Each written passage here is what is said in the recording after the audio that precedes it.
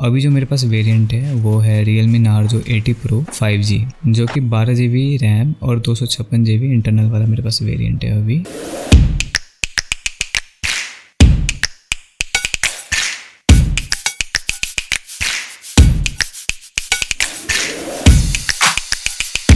जब हम कैमरे के बारे में जो स्टार्ट कर रहे हैं तो सबसे पहले हम बाहर से आपको बता दें 22 mm का हमें मोनोक्रोम कैमरा मिल जाता है और 26 mm का हमें 50 मेगापिक्सल का सोनी का कैमरा मिलता है। एक्चुअली दोनों में से एक ही कैमरा है, जो कि ये AI कैमरा है 50 मेगापिक्सल का, और ये जो दूसरे वाला है वो मोनोक्रोम सेंसर। और जो फ्लैश लाइट मिलती है तो इस फ्लैश लाइट में एक ऑप्शन है, ब्राइटनेस तेज भी कर सकते हैं, कम भी कर सकते हैं। ये फीचर आपको सैमसंग के फ़ोन में भी देखने को मिल जाते हैं। एक ही इसमें कैमरा मिलता है, इसी से आप 4K भी शूट करते हो, इसी से 1080 की क्वालिटी की भी शूट करते हो और 720 क्वालिटी की भी आप वीडियो शूट करते हो। जब हम इसके कैमरे वाले फीचर्स में जाते हैं तो सबसे पहले हमें एक नाइट मिलता है, उसके बाद स्ट्रीट मिलता है, वीडियो ऑप्शन मिलते हैं, फ़ोटो मिलता है, पोर्ट्रेट्स मिलता है एंड मोर में आपको यहाँ पे कुछ 10-11 फीचर्स और मिल जाते हैं।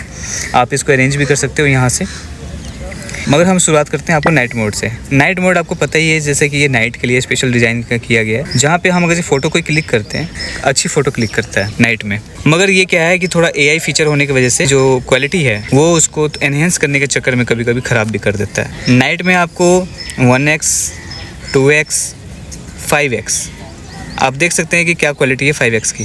अगर 5x की हम फ़ोटो क्लिक करते हैं तो हमें कुछ इस तरह से देखने को मिलता है और ये थोड़ा सा प्रोसेस भी लेता है। अब हम आते हैं स्ट्रीट मोड में। जब हम स्ट्रीट मोड में जाते हैं, नाइट मोड में देखा था 1x 2x और 5x, वो हमें यहाँ पे देखने को मिलती है 26 mm 52 mm और 130 mm। कुछ सिमिलर वैसा ही है 1x 2x और 5x जैसा।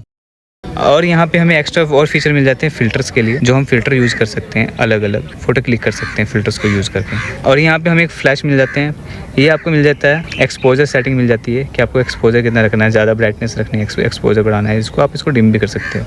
हमें एक और ऑप्शन मिलता है जूम का। ये जूम बटन में क्या है, आप अगर यहाँ पर टैप करते हैं जूम में तो यहाँ पर टैप करेगा, ऐसे जूम करते हैं तो ऐसे बताएगा, ये आप देख सकते हैं। तो ये जूम वाला फीचर है। ये ऑटो फीचर है, ये मैनुअल फीचर है, जिसमें कि हम ब्लर सेट कर सकते हैं। ये मैनुअल फीचर है। हमें एक ब्लर इफेक्ट चाहिए वो हम फिक्स कर सकते हैं और एक फ़ोटो क्लिक कर सकते हैं, प्रोफेशनल फ़ोटोशूट हम कर सकते हैं यहाँ से। जब हम इसका मैनुअल फोकस जब हम यूज़ करते हैं तो इसमें हम देख सकते हैं कि एक DSLR कैमरे में जिस तरह फंक्शन होता है, एक ऑब्जेक्ट को वहाँ पे सेंस करते हुए और येलो कलर का की मीटरिंग हमें बताता है फोकस कहाँ कर रहा है, एक्चुअली किस ऑब्जेक्ट पे हमारा सेंसर सेंस कर रहा है। वैसे ही डिस्प्ले पे जो येलो कलर में हमें नजर आता है, जो कि हमें बताता है कि एक्चुअल ये फोकस किस ऑब्जेक्ट पे कर रहा है। से ये चीज़ जूम हो जाती है और या इससे हम लोग अपना फोकस मोड चूज़ कर सकते हैं कि कहाँ पर हमने फोकस रखना है। अब आगे चलते हैं स्ट्रीट मोड में ही। अब हमें आगे मिलता है फीचर, यहाँ पे हम अपने रेशियो सेट कर सकते हैं, कौन से रेशियो में हमें फ़ोटो खींचनी है। फुल स्क्रीन आपकी फ़ोटोग्राफी हो जाती है, जो कि कुछ दिखने में भी कुछ अच्छा लगता है। ऐसे हम इसकी फुल स्क्रीन की फ़ोटोग्राफी देख सकते हैं किस तरह से हमें नज़र आती है। बट मैं इस कंडीशन में क्या करता हूँ, मैं ज़्यादातर ये 4:3 के यूज़ करता हूँ। आगे हमें टाइमर मिल जाता है 3 सेकंड और 10 सेकंड का, और हमें यहाँ पे नंबर ऑफ़ शॉट और कितने इंटरवल पे शूट लेना चाहिए वो आप इसको यूज़ कर सकते हो। इंटरवल शूटिंग्स में आपका क्या है, 6 सेकंड में एक शॉट लेगा, है ना। और कितने शॉट्स चाहिए, जैसे कि मुझे हर 1 सेकंड पे एक शॉट चाहिए तो 10 शॉट्स लेते रहेगा। जैसे कि आगे से एक टेम्पो आ रहा है, उस टेम्पो का मैं शॉट लेता हूँ यहाँ पे, तो हम देख सकते हैं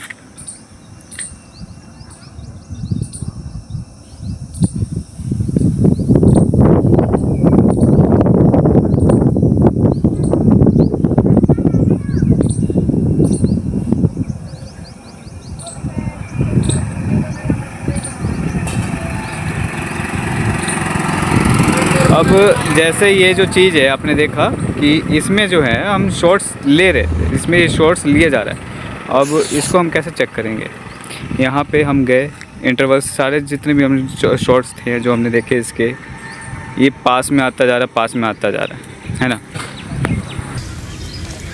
सेटिंग्स में हमें और भी सेटिंग्स मिल जाती हैं जो कैमरे की सेटिंग्स होती हैं। आगे हम चलते हैं वीडियो मोड में। अब हमें मिलती है 1x 2x एंड 5x। ये हमारा 2x है, ये हमारा 5x है।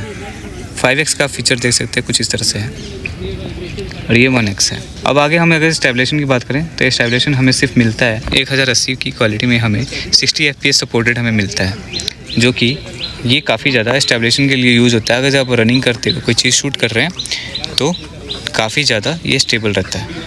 उसके बाद अगर जब आप शूट करना चाहते हो 4K में, तो 4K में आपको सिर्फ 30 FPS की क्वालिटी मिलती है और 1080 में आपको 60 FPS भी मिल जाती है और 720 में भी आपको 60 FPS की क्वालिटी मिल जाती है। मगर बात ये है कि आप इसी सिंगल कैमरे से आप तीनों क्वालिटी की वीडियोज़ को शूट कर सकते हैं।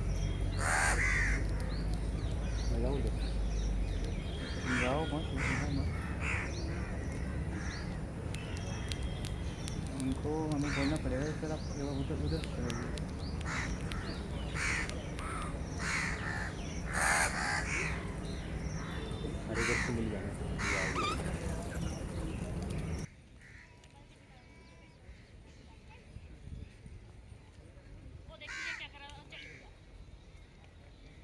अगर आप गिरे ना मैं पिटाई कर दूंगी अभी।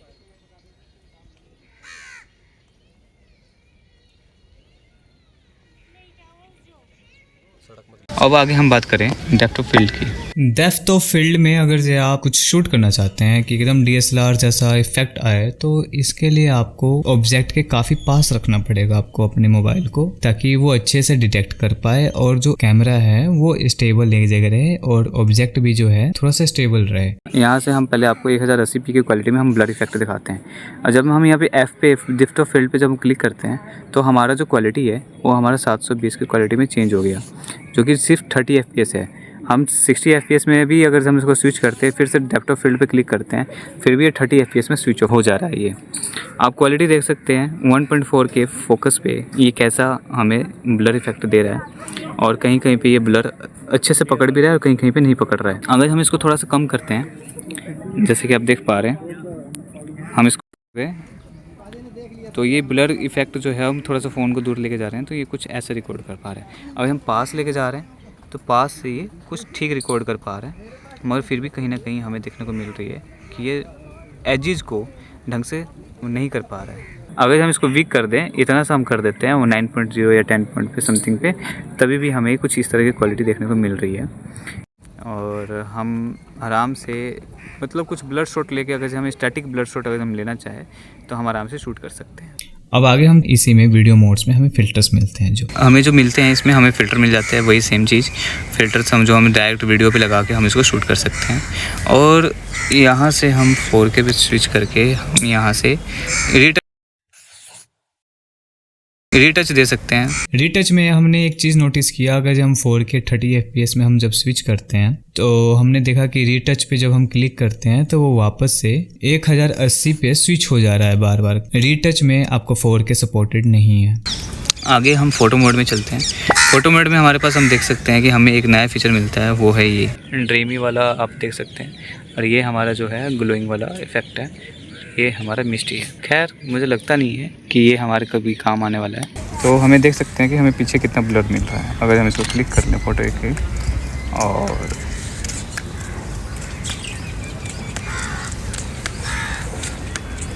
तो हम इसका फ़ोटो आपको क्लिक करके दिखाने वाले हैं।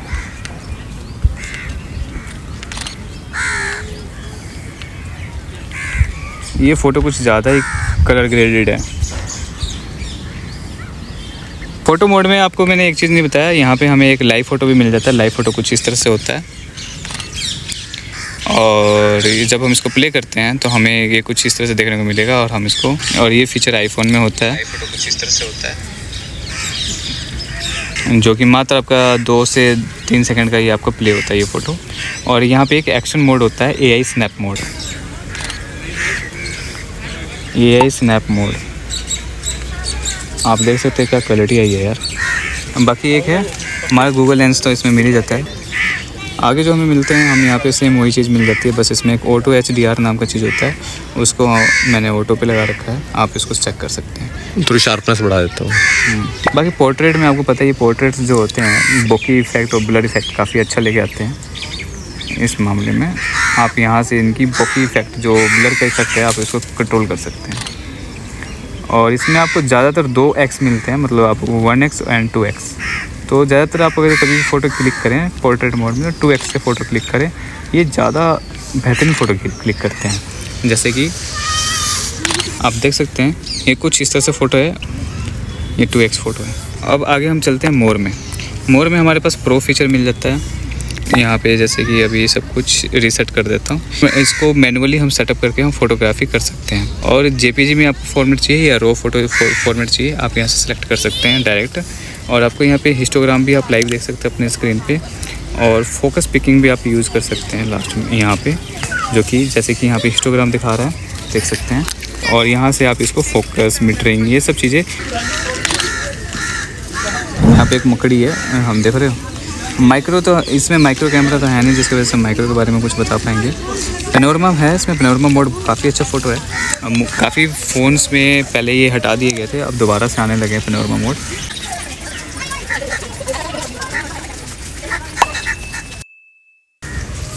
जैसे कि हम आपको प्रोसेस करके दिखा रहे हैं, ये है पेनोरमा मोड। आप पेनोरमा मोड में आप देख सकते हैं क्या क्वालिटी आई है, ठीक है।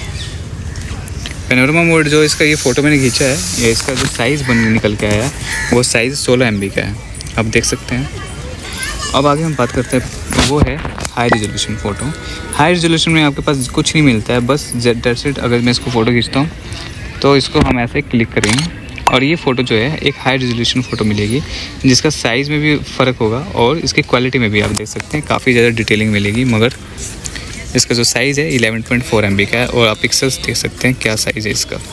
और आगे हम चलते हैं हाई रेजोल्यूशन के बाद, वो है फिल्म मोड। फिल्म मोड ये आप वीडियोग्राफी करते हैं, एक थिएटर की जो इसका रेशियो होती है वो 21/9 होती है, जो कि फुल स्क्रीन आपका आप ले सकते हैं। और आप यहाँ पे ये होता है आपका एस्टेब्लिशन भी आप यहाँ से कर सकते हो। और यहाँ से आप अपना ग्रिड ऑन कर लो, प्रोफेशनल से ग्रिड ऑन करके करते हैं सब कुछ। ISO आप सेट करके, आप फोकस भी सेट करके, जैसे कि मैं फोकस यहाँ पे सेट करके कुछ शॉट करते हूँ मैं यहाँ पे, जैसे कि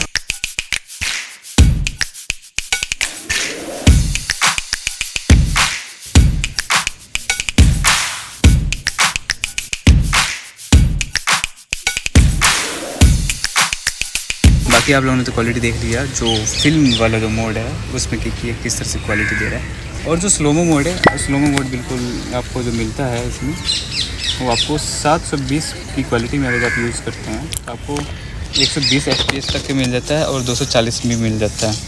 मगर 1080p की क्वालिटी में सिर्फ आपको 120 FPS मिलता है।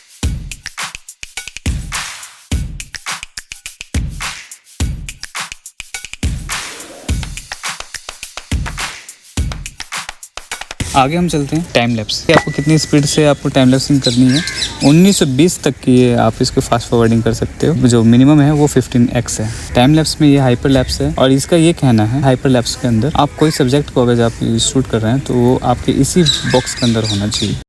और आगे हम चलते हैं लॉन्ग एक्सपोजर।